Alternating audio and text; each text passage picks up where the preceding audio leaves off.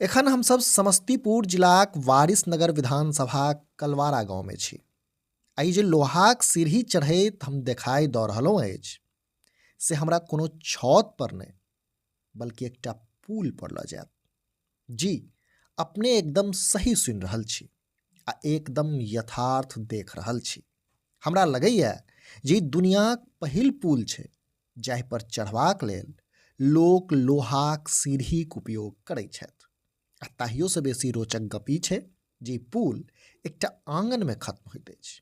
मने एहि पुलसँ जखन अहाँ लोहाक सीढ़ीक उपयोग करैत नीचाँ उतरब तऽ स्वयंके एक गोटेक आँगनमे ठाढ़ देखब।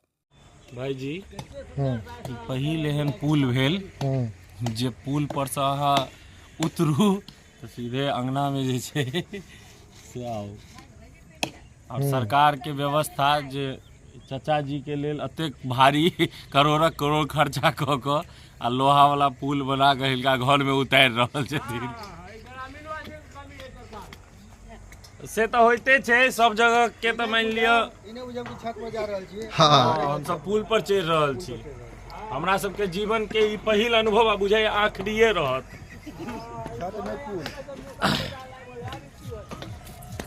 असल में ई पुल पुरना बागमती पर डगरुआ बलहा में बनल अछि आ स्थानीय लोक के खौंझा रहल अछि।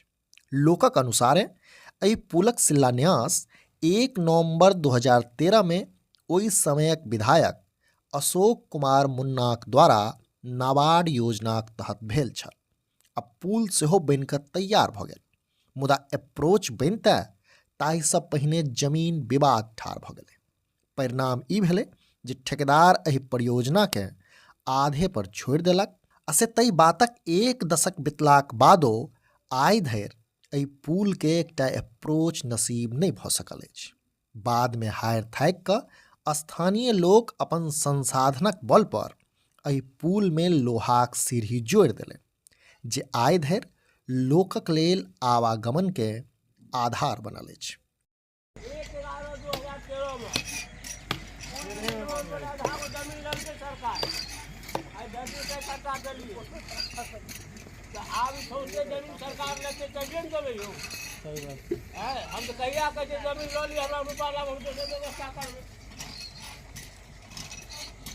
पूछलिए है चाची के तो कहलखिन है जे ठेकेदार भागि गेलै। किछु भऽ गेल रहै कि ओनाही भागि गेलै। एहिठाम इहो जनतब दैत चली जे ई पुल जाहि आंगनमे उतरैत अछि से आंगन अशोक सहनीक छनि आ हुनक कहब छनि जे इंजीनियर द्वारा सार्वजनिक जमीन पर अप्रोच पथक लेल नक्शा बनाओल गेल छल, मुदा ठेकेदार एकरा एना बनौलक जे एकर अप्रोच बनैत तऽ हमर घर घराड़ी चलि जाइत, हम उपटि जैतहुँ। से हम अप्रोच निर्माणक काज रोकि देलहुँ। ओ इहो कहलनि जे एहि जमीनक बदला कतहु आन ठान हमरा जमीन मुहैया कराओल जाय से प्रस्ताव हम देने रही, मुदा ने बात बनल आ नहिए ई पुल।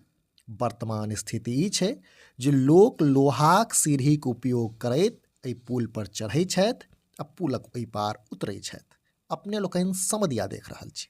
जँ ई वीडियो फेसबुक पर देख रहल छी तऽ हमर सभक पेज के फॉलो करी आ जँ यूट्यूब पर देख रहल छी तऽ चैनल के सब्सक्राइब करैत जाय। वीडियो में अंत धरि बनल रहबाक लेल धन्यवाद। नमस्कार।